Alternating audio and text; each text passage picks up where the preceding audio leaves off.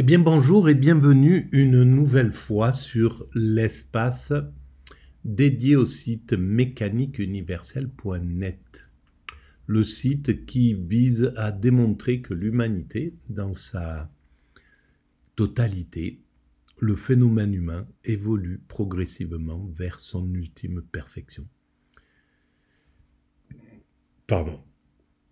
Alors cet état de perfection, en somme, c'est pour schématiser, c'est le paradis. On construit sans le savoir pour l'instant. L'humanité n'en a pas encore pris conscience, une véritable conscience. Comme, je ne sais pas, elle a conscience que la Terre est ronde, que l'évolution des espèces, c'est ainsi. Je ne sais pas que l'origine de l'humanité était dans le monde de primates naturels, etc. Des choses comme ça, on est conscient de ça, mais pour l'évolution, le phénomène humain, où va le phénomène humain, quel est son sens, quelle est sa finalité, est-ce qu'il a une finalité, est-ce qu'il a un sens? Alors évidemment, le chemin est important, bien entendu. Le chemin, c'est même la grande affaire de l'histoire de l'évolution. Entre le moment où on s'est séparé des autres primates et aujourd'hui, on a accompli un chemin. Et dans ce chemin, c'est la vie des êtres humains. C'est l'existence, en réalité, qui se joue. La finalité, c'est ce qui peut donner du sens à tout ce chemin. Et donc, selon moi, on construit ce paradis pour nos futurs descendants. Alors, pour démontrer cette théorie, je m'appuie parfois sur des audios, et là, c'est le cas. C'est sur l'émission de France Culture avec Philosophie, et la semaine qu'elle consacre à la métaphysique est-elle un délire? Donc, je lance la vidéo, j'écoute, je découvre en même temps, pour la plupart du temps, et éventuellement, je fais des digressions et ça me permet un petit peu de préciser cette théorie que je défends. Voilà, c'est essentiellement pour ça. De son analyse de la religion ou de tout théisme, comme il le reconnaissait lui-même, il disait le pragmatisme est comme un corridor que tout le monde doit emprunter et pour aller dans les chambres de l'hôtel. Et dans une des chambres, il y a un athée et dans une autre chambre, il y a quelqu'un qui écrit un livre sur la foi religieuse. Quelle que soit leur métaphysique, ils doivent tous prendre le corridor pragmatiste pour rendre leur... Alors, cette dernière partie, c'est l'épisode 4 sur 4. Qui est consacré à William James et le pragmatisme américain. Et surtout sa réflexion sur la religion, sur la croyance, sur l'importance et l'intérêt de la croyance dans le phénomène humain. Voilà, dans l'intérêt d'avoir ce Dieu qui est là dans l'esprit humain pour l'humanité et pour le bonheur, pour la joie, pour etc., etc. Propre conception claire. Donc, il envisageait tout à fait des pragmatismes athées. Et je crois qu'il faut dissocier la question du pragmatisme et même de la volonté de croire, et même de la volonté de croire de la croyance religieuse. Alors là, c'est très marrant parce que là, Géraldine Moulman entend bien ce que l'intervenant, je ne sais plus pas qui c'est, les trois intervenants, c'est Philippe Hunnemann et Georges Chapoutier. C'est les deux intervenants. C'est donc un des deux qui essaye de démontrer que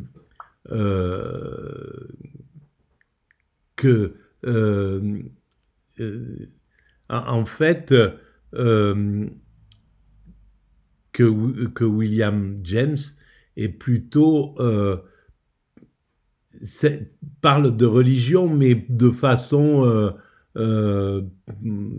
non sérieuse d'une certaine manière, qu'il n'est pas, qu'il n'a pas une foi, qu'il n'est pas dans la foi, qu'il est plus dans une autre quête. Et Géraldine Moulman montre que en fait, il il valorise le côté spirituel et qu'il dévalorise d'une certaine manière le côté athée, l'athéisme.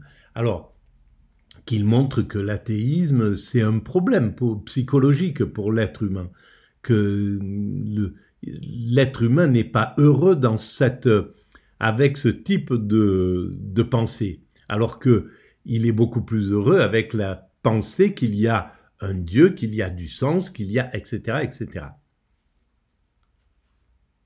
Vous disiez de Bèze, enfin, c'est quand même, donc, j'ai lu ce livre plusieurs fois, ainsi que les formes multiples. La thèse de James, c'est que il est mieux pour une vie d'humain, plus aisée, plus confortable, ça donne plus de sentiment de puissance dans l'existence quand on croit en de l'invisible que quand on n'y croit pas. Ai-je rêvé? Vous n'avez pas. Alors, non, vous n'avez pas rêvé. Mais elle n'a pas lâché. La discussion se pose sur la question du statut de ces invisibles. Oui. Et sur le statut de l'un de ces invisibles pour James, qui n'est pas l'invisible, mais un de ces invisibles, à savoir une puissance théiste. Voilà. C'est un des invisibles, ce n'est pas l'invisible. Et le statut de cette puissance pour James, étrangement, il va dire en gros, le matérialisme pense au passé.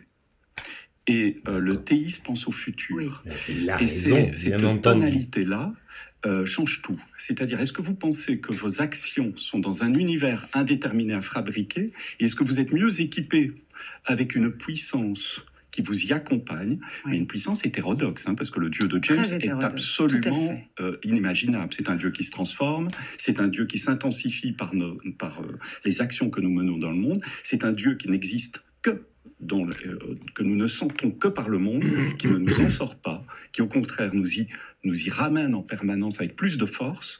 Donc c'est un Dieu immanent au monde.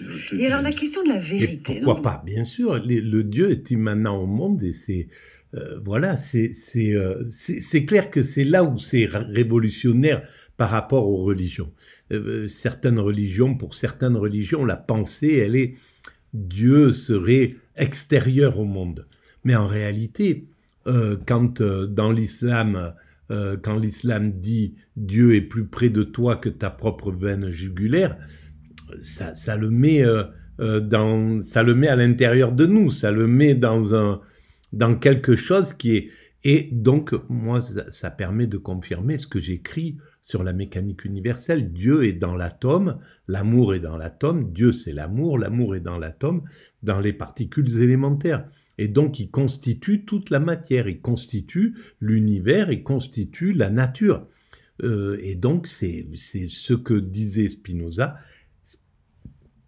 Spinoza avait totalement raison de dire que Dieu était dans la nature. Et en fait, William James met Dieu là où il est, tout simplement, par rapport à la science actuelle. Voilà, on ne peut plus imaginer un Dieu extérieur, un Dieu posé sur un nuage, ou comme l'interprétation, ou comme on le reçoit même dans la façon dont les prêtres vont parler de Dieu dans l'Église, etc. Ils vont l'humaniser, ils vont faire quelque chose, alors que la religion en elle-même, au départ, ne parle pas de ça, dit de ne pas se faire d'image, de ne pas avoir, etc. Même, il faudrait quasiment pas prononcer son nom. Il faudrait, Et donc, il y a un problème avec cette sorte d'incarnation qui a un peu perturbé l'être humain, en fait. Disons que c'était peut-être valable à un certain moment de l'évolution de l'humanité, mais maintenant qu'on est devenu pragmatique, qu'on est devenu scientifique, on ne peut pas imaginer un Dieu extérieur, un Dieu comme cela. On est obligé de revenir au Dieu originel que les grands intuitifs spirituels ont mis en lumière, pour pas dire créé. Passons maintenant, pour la dernière partie de cette émission, à ce glissement que fait James, qui a d'ailleurs un peu dérangé certains de ses successeurs dans l'histoire du pragmatisme, enfin vous m'expliquerez, qui est, bon, d'abord il s'engage à un moment, mais là c'est vraiment en son nom propre, et pourquoi pas, au bout de 500 pages d'enquête, il dit, eh bien, ces réalités spirituelles les plus hautes, donc qui font quand même du bien aux gens, il l'a montré, dit-il, croit-il, on arrête cette discussion, là, on l'a eu assez longtemps, je crois que ces réalités existent, et sur cette modeste surcroyance, je suis prêt à risquer ma destinée. Mais ensuite, dans le pragmatisme de 1907, il est tout à fait ferme. L'invisible, à partir du moment où nous y croyons et où il nous fait faire des choses bonnes dans nos vies, il n'y a aucune raison de ne pas lui coller le qualificatif de vrai. Je vous propose d'écouter 2 extraits mis l'un à côté de l'autre du pragmatisme de James de 1907.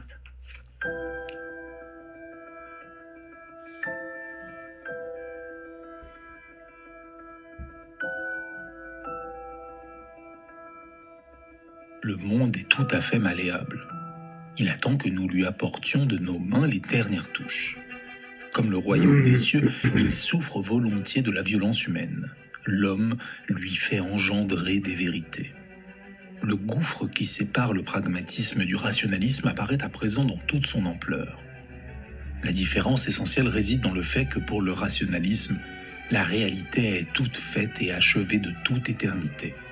Tandis que pour le pragmatisme, elle est toujours en train de se faire et attend que l'avenir contribue à modeler son caractère.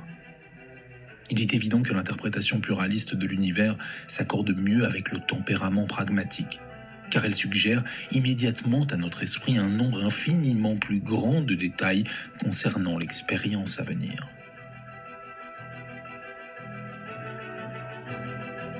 France Culture, avec philosophie, Géraldine Mühlmann.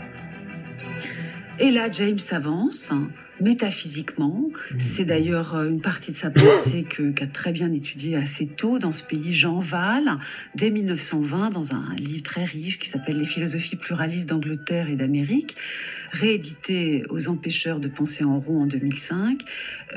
James dit qu'il suffit finalement de croire, notamment dans le fait qu'il y a plusieurs mondes possibles, que Dieu est une figure que nous contribuons à faire exister en croyant en lui. Nous engendrons la vérité divine par le fait que nous la pensons et que nous y croyons, et qu'il y a plusieurs mondes possibles.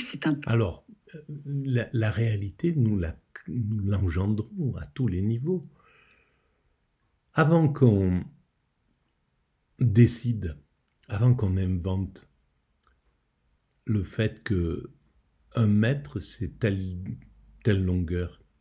Eh bien, on l'a inventé. On a créé cette réalité. À partir du moment où 1 mètre est devenu une norme pour l'ensemble de l'humanité, ben c'est rentré dans la création de l'humanité, etc. Tout est...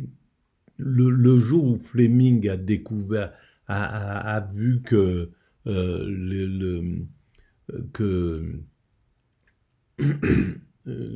c'est Fleming qui a inventé la pénicilline, que la moisissure pour régler ce problème est devenue des antibiotiques.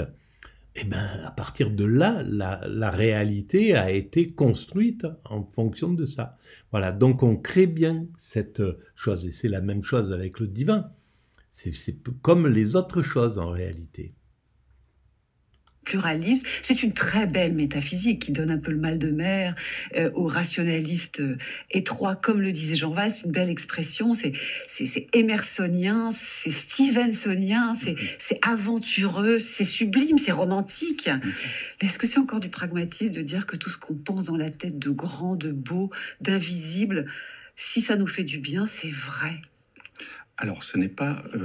là, vous faites un raccourci, je pense. Très bien. Expliquez-moi. Je pense que les extraits que vous nous avez donnés, c'est des extraits sur le monde pluraliste. Et ce monde pluraliste, c'est un monde pluraliste en 2 sens. Il est pluraliste, non pas parce qu'il y a des mondes possibles au-delà de ce monde-ci, c'est que ce monde-ci est déjà une stratification d'une pluralité de mondes. Oui, c'est ce que je voulais dire, pardonnez-moi, c'est ce que je voulais dire. Il est pluralisé dans toutes ses dimensions. Donc nous avons accès à des strates, nous avons accès à plusieurs strates, et par notre intelligence, par nos enquêtes, nous pouvons explorer d'innombrables mondes à l'intérieur de ce monde-ci. Mais il y en a toujours d'autres. Oui. Et en même temps, c'est un monde fait de patchwork, c'est un monde avec de blocs d'expérience en blocs d'expérience. Et les idées, ce sont des choses qui nous permettent de circuler à l'intérieur de ce monde. Mais c'est un monde mobile. Deleuze disait très bien, c'est un monde de nomades que pense James. C'est un monde dans lequel nous circulons sur un sable mouvant. C'est magnifique, il n'y a rien à dire. Hein. Et nous ne sommes pas au-delà de ce monde, nous ne sommes pas en extériorité de ce monde. Nous sommes partie prenante de ce monde et nos actions. Et l'humanité montre qu'elle est nomade, en fait, nomade dans son esprit. Notre esprit est un esprit nomade. Il évolue au gré de ce qu'il doit chercher pour se nourrir. Voilà, on est véritablement des nomades et on finira par être nomade. L'humanité sera nomade. C'est quand je pense à la fin de l'humanité, l'état de perfection dont je parle, l'état de paradis, c'est un état de nomade, c'est-à-dire les êtres humains qui se promènent sur cette planète, qui vont à la rencontre les uns les autres, mais pour qui tout est complètement ouvert. Voilà, le monde, il n'y a plus de frontières, il n'y a plus rien, et les gens vont à la rencontre, passent leur temps à aller à la rencontre les uns des autres, à découvrir le monde, à s'aimer, etc. Voilà, c'est ça le monde, à mon sens, qui attend l'humanité, lorsqu'elle aura atteint sa perfection. Le façonne. Il y a une sorte d'existentialisme métaphysique au sens profond chez James, c'est-à-dire que nos pensées, nos théories, nos manières d'envisager les choses ne sont pas à l'extérieur du monde, ils font partie du matériau du monde. Et ce que James appelle l'expérience immédiate est un concept extraordinaire. C'est, vous prenez une situation, quelle qu'elle soit, situation de ce studio, vous la prenez, il y a une pluralité de choses, il y a nos souvenirs, il y a les objets techniques, il y a les discussions que nous avons, il y a les textes de philosophie. Pour James, tout ça fait partie de l'expérience immédiate. Il n'y a pas quelque chose qui est plus à l'intérieur de l'expérience immédiate. Nous ne pouvons rien en exclure.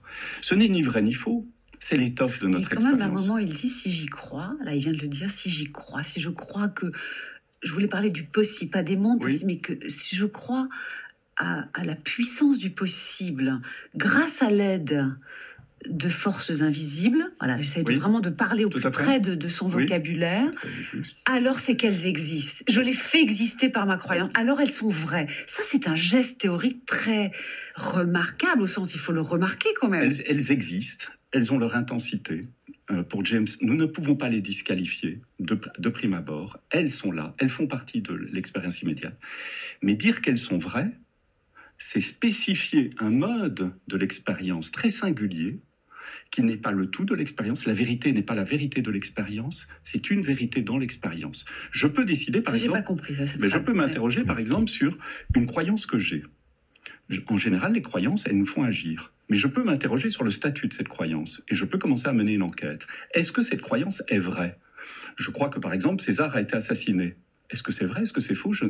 La plupart du temps, je n'ai pas besoin de le savoir. Ça me guide. Mais je peux mener une enquête. Comment je vais mener mon enquête ? Je vais aller explorer les documents, les textes. Je vais valider, vérifier cette croyance. Donc, ce n'est pas seulement ses effets pratiques qui créent sa vérité, on est d'accord ? Ben non, elle peut avoir beaucoup d'idées ont des effets pratiques sans être vraies ni fausses. Elles sont indéterminées. Et la question de la vérité est une posture et une singularité de l'expérience qui nous oblige à une certaine exploration. Et James va dire, une idée devient vraie. Une idée devient vraie. Attends, parce qu'elle est bonne, parce qu'elle nous fait du bien, elle devient vraie.